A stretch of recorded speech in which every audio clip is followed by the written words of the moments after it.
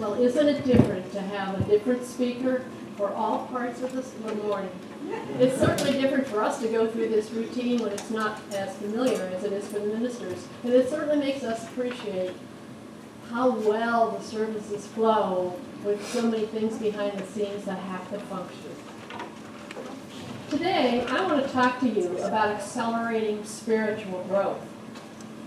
You might be thinking, I know that I'm a spiritual being having a physical experience.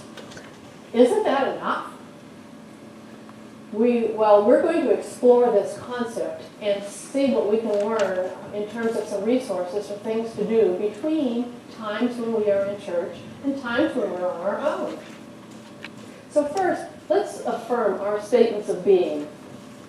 I am a child of God. I am deserving of my good in my life. I am accepting my good now.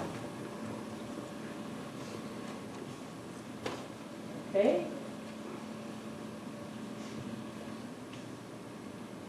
I want to begin by, again, having you take another little short trip. I guess I like trips. I want you to be traveling back in your mind very briefly, like 20 years ago. Now, I know there are a few people here who can't go back 20 years because they're a little too young for that, but the rest of you can join me in doing that. I want you to think about what was your awareness of your spiritual nature 10, 15, 20 years ago. What was your practice at that time? Did you pray regularly, or was it rote prayer? Or did you just pray when there was a problem? Did you read a daily inspiration?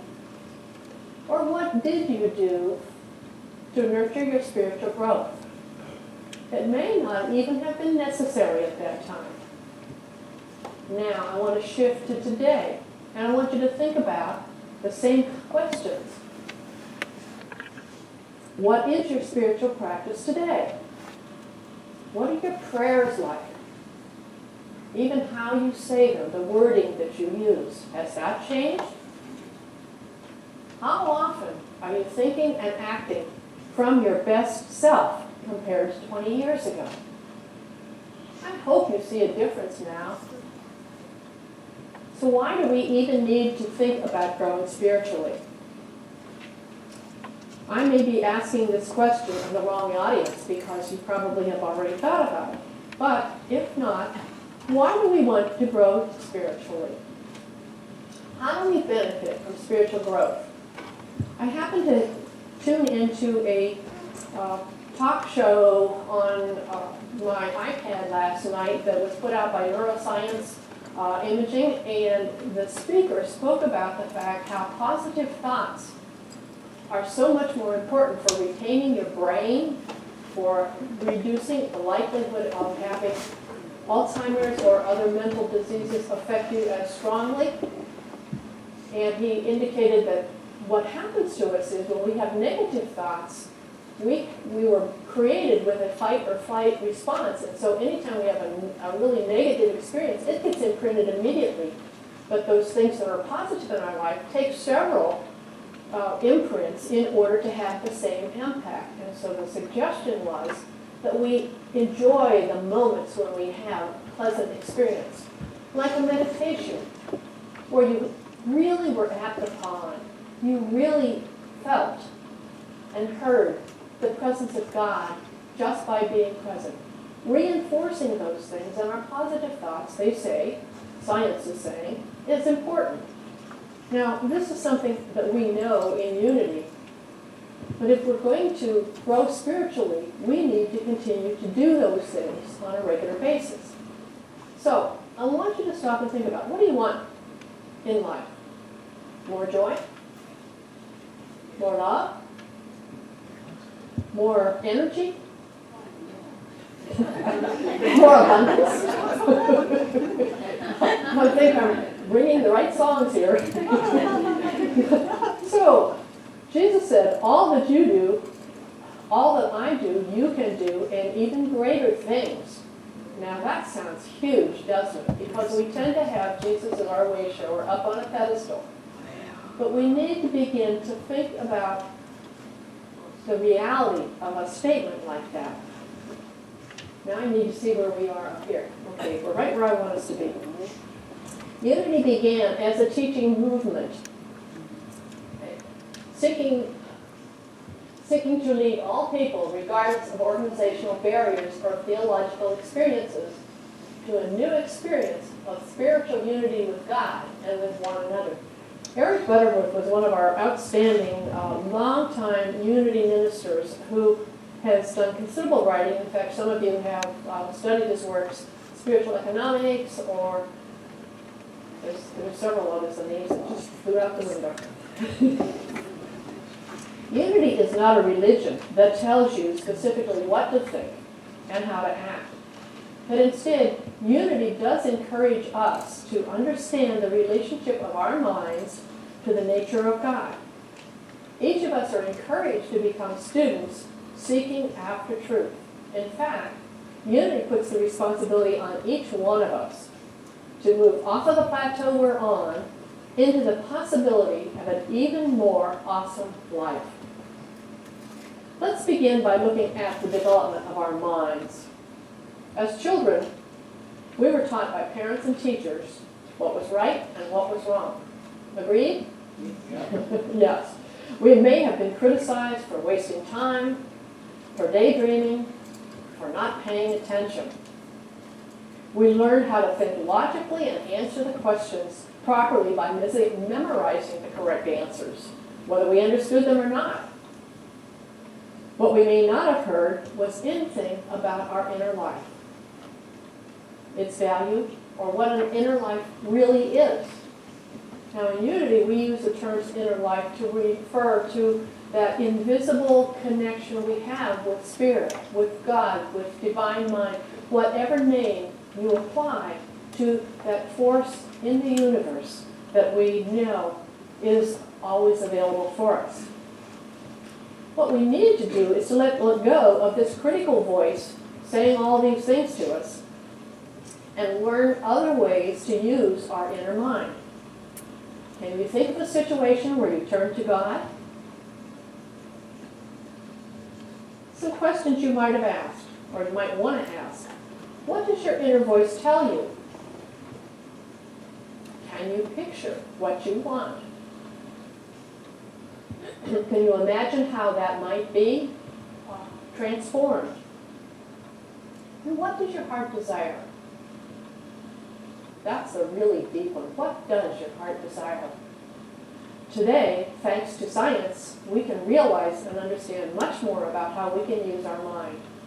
We can freak out, or we can seek joy. We can remain calm, or we can lose it.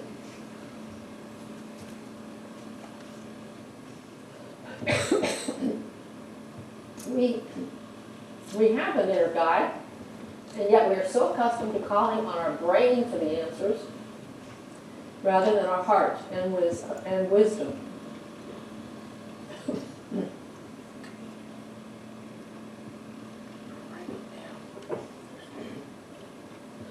Give you a chance to think about that.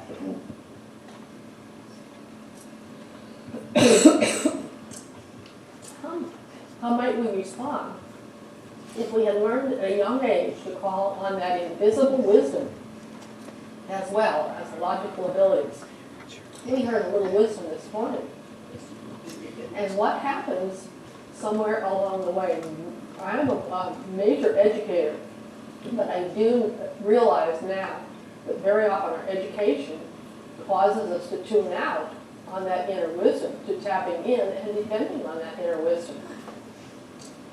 And so we in Unity really are trying to remind you and help you trust and practice using that inner wisdom.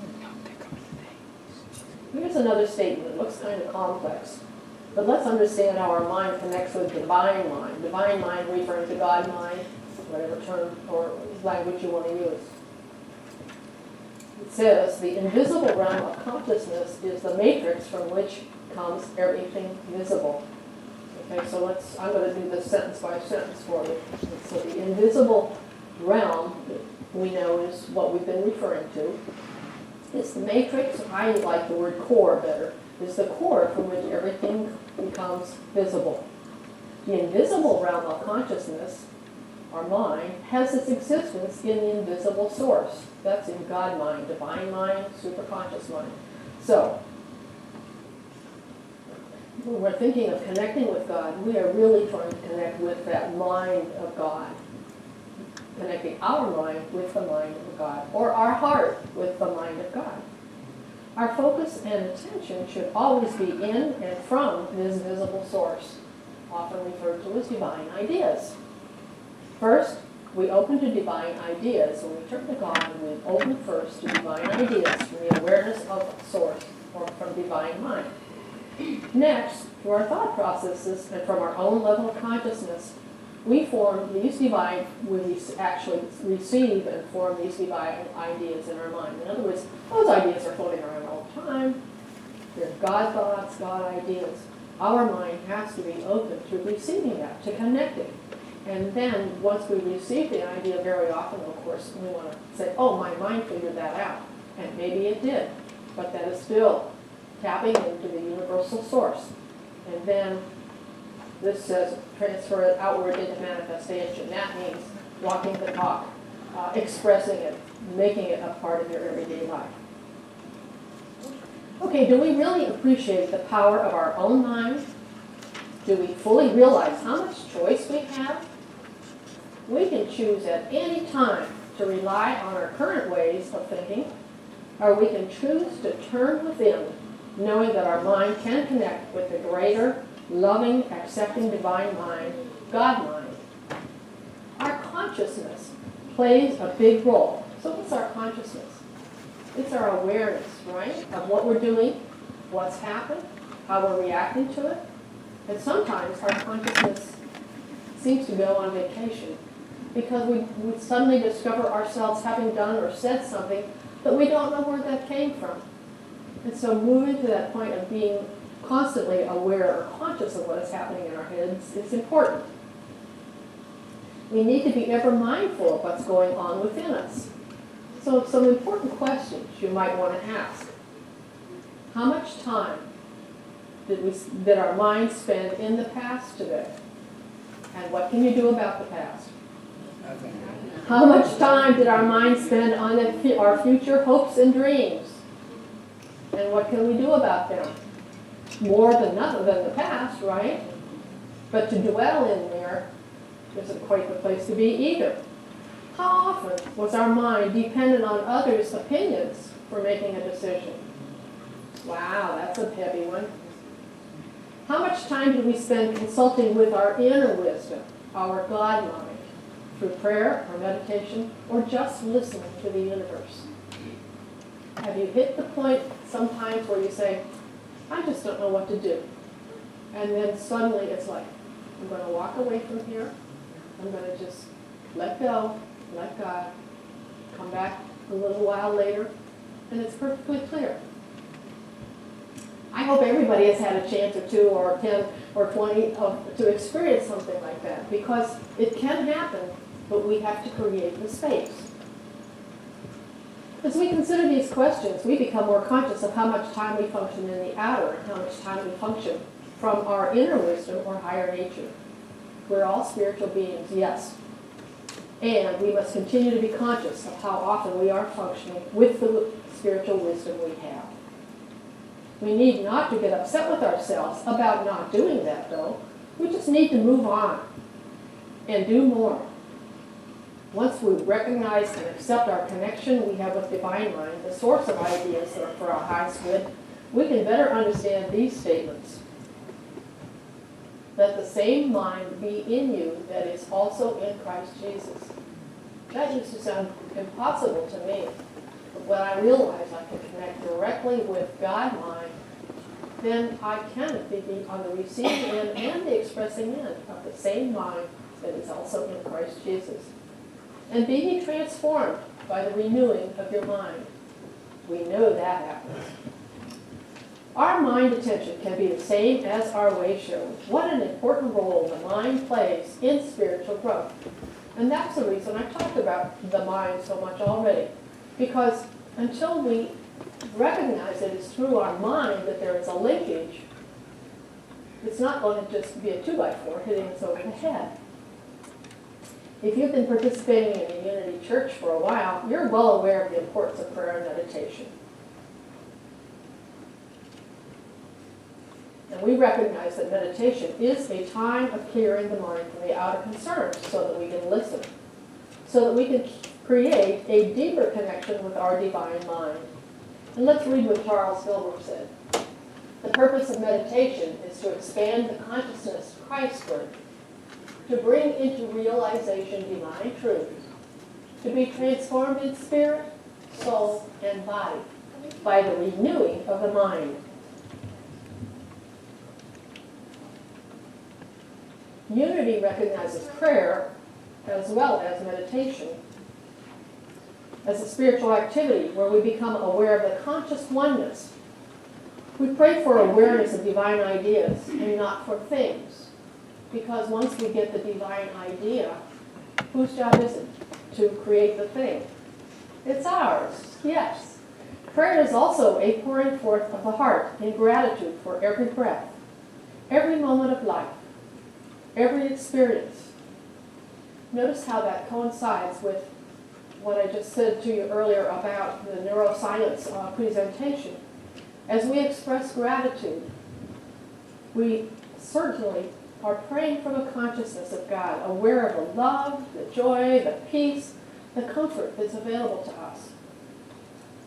In fact, that's why I added we are so blessed today, because if we would just this week take a moment sometime and think, we are so blessed, or I am so blessed.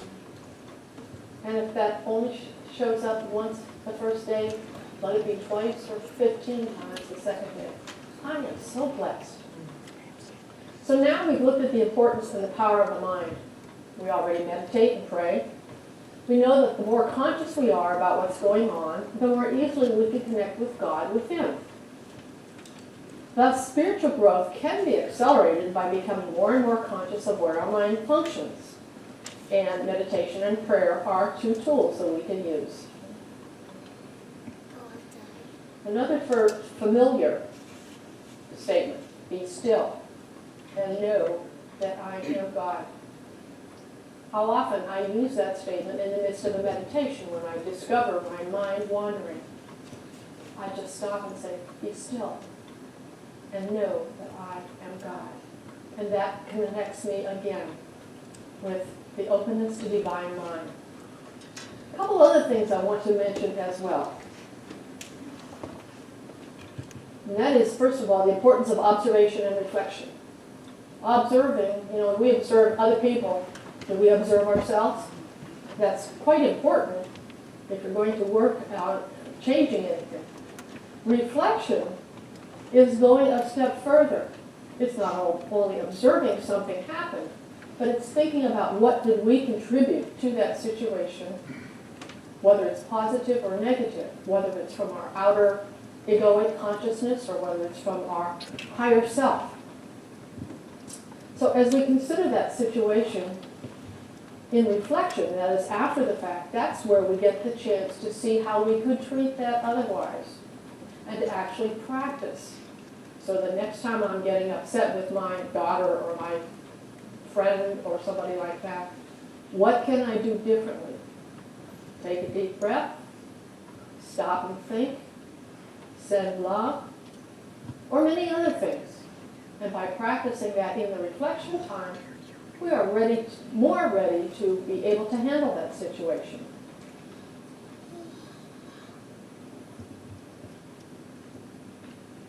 Another thing that I always like to mention to people, and that's the benefit of journaling. I know it sounds like when I say journaling, you're thinking, oh, I got to do this every day. No, you can. There's nothing wrong with doing that. But the journaling that has helped me the most is when I recognize I'm stuck. I don't have an answer, something's not changing, I can't manifest what I want. That's the point at which I want to sit down with a journal or just any kind of paper works great and start to write. And the technique that I like is a question and answer technique. For instance, I could use the person that I want to dialogue with, or I can be using a dialogue with God, and I'm going to give you just a sample of what you might see in my journal. First of all, I'd write the word God, and this is God's voice. So what's going on with you today? Me. I'm upset by something someone said to me today. God. How are you feeling when they said that? Me. Not very pleased with them. And you get the idea. You just go back and forth with yourself and God. And what you're going to find out is, God's going to say, so what are you going to do about it? Thanks, God. And at that point, that moves you into beginning to allow ideas to flow. As you do that process, you will be amazed the kind of stuff that you end up writing down. You may also be amazed by the difference in your handwriting from when you first start to later on when you come up with a solution and your writing calms down.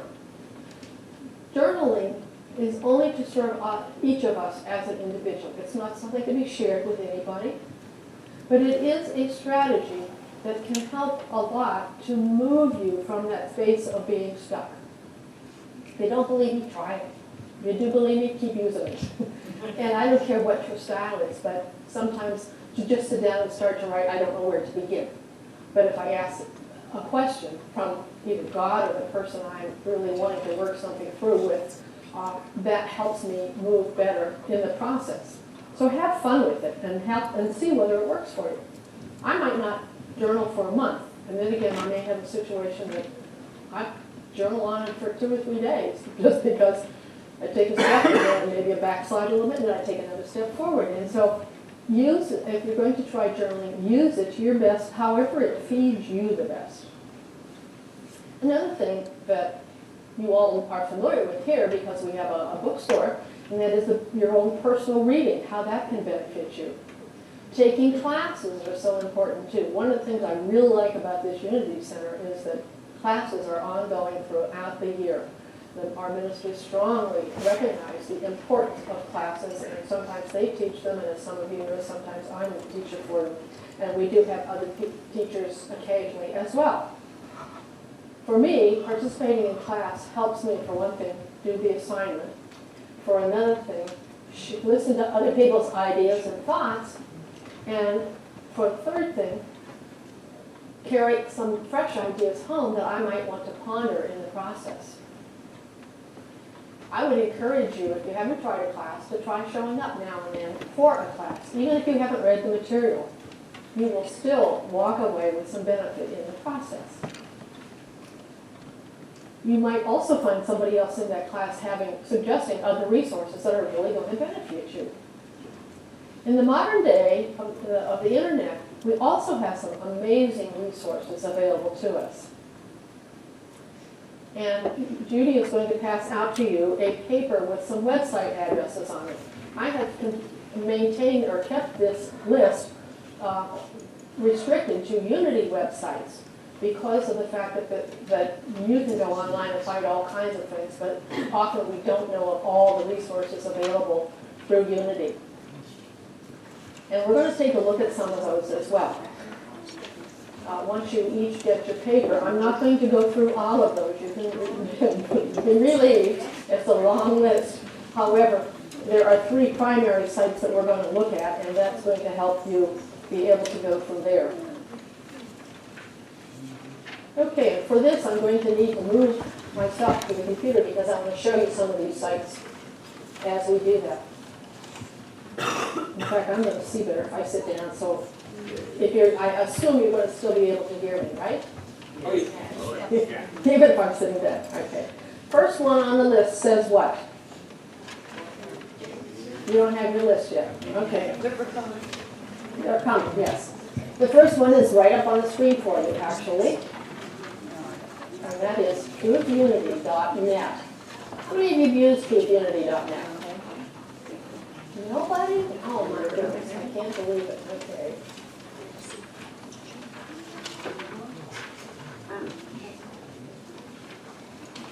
This is truthunity.net. It's up on the screen here. You see it?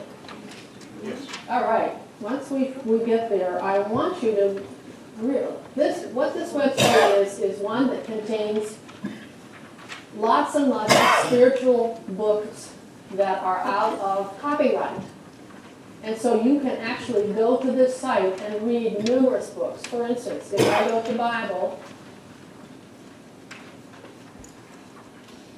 look at all the books listed here and their authors.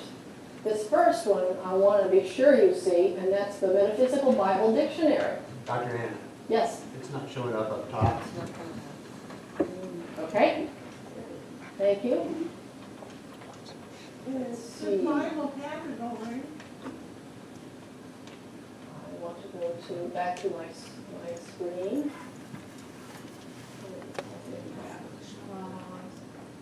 Well, for this moment, look with me on this, and then I'll minimize it and we'll go back. All right, this is the truthunity.net site.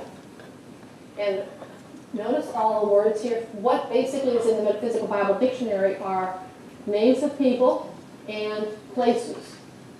And as you go down through this list, you'll see lots of them. I'm looking for one that would be more familiar with all these A's. I can go on down here and get into the button B's. You see the first one, we don't. We're not getting this on the screen, is what you're telling me. Okay. I need to figure out why this isn't going onto the screen.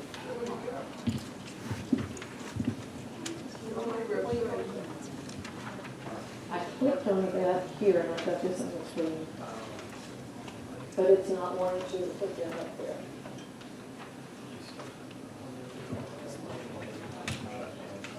Okay. Where is it?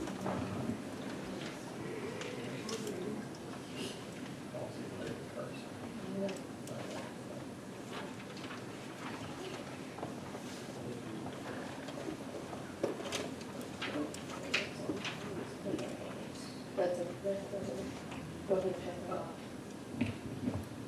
It's not showing up now. What we want is this to show up. We had a little problem with this earlier on the announcements, which is why the announcements didn't show up.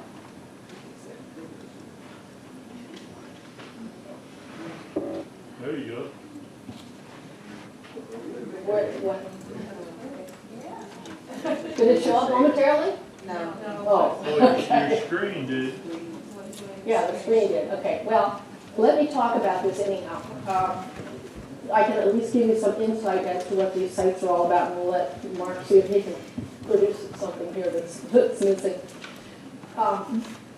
What you will see when you go to unity.net, truthunity.net, will be different books, and they have probably 40 different books, not just Unity books, but other New Thought writers as well. When you go to the one that at the very beginning that said the Metaphysical Bible Dictionary, you will see thousands of words there. And you will click on one of those words, and it immediately takes you to the definition. You don't have to leaf through all the pages of that thick book to find out what the metaphysical definition is of that word. So that is one of the things you can find there. What the challenge is how to get this to talk to that. What else do you have on your list? I don't. Board of prayer. Okay. Let me sign it so I can get on the same page they are. Thank you. You can play. I'm not gonna send this out. Yeah. Take that off and put it on again. Put it in again. That might make a difference. That's the tool that communicates with that supposedly. And this is the other device that turns it off and on, so we don't really know. We'll see what happens. Let me keep talking on this. Nice picture. The next one is the site for unity.org. That is Unity World Headquarters. And Unity World Headquarters is at Unity Village, and that is the place you would go to do prayer, to request a prayer if you want to. You can also request a prayer from your cell phone. I understand they have a new app out also so that you can read Daily Word and have it sent to you. I get Daily Word in my email, and so I haven't made the transition over to that app. But and you do, there is a minimal charge. I can't remember what it is, maybe $10 a year or something of that sort. But that would come to you regularly. But there is a spot too where you can click on an item and immediately request a prayer that way. There's also a tab that's called Meditations and Affirmations. I'm really disappointed this isn't working. I thought we had it this morning, and of course, you know, life happens. Because I'm not going to buy into that one. Yes, it's a joke. You want to explore. That's what I would like you to do, is to get yourself in there and explore these websites. Because if you're having a rough day and you need some affirmations and your mind is just not doing it for you, you can go to unity.org, find the tab that says affirmations, and choose one that you can use, or choose 4 of them that you can use. Do you know anything about the Paul Hasselbeck Unity Metaphysics Guru? I'm going to move down to that in just a second, okay? We'll just hold on. There are also resources there at World Headquarters that can be fascinating to you. Another one that's really important is the Unity FM. They now have several portals that provide that, and Stitchers, I think it's called Stitchers Radio, is one that you can go to, choose religion and spirituality, and in there you can start browsing through, and you can listen to speakers that way. Oh, we've got a genius in our midst. Thank you very much. I don't know we did it, but I didn't do anything. appreciate it. So this only show the same thing here and here, so it's all. Right. That's what I just want to be able to. Yes. Whoever did it, it's wonderful. Yeah. So this is your list of words that I started to show you back there. We're just going to sit through this quickly. If I clicked on one of these, like Cypress, it's going to bring me up a definition. There we go. Cypress, a measure of corn, fairness. And you can read all that stuff. When I go back, it's going to go back to work.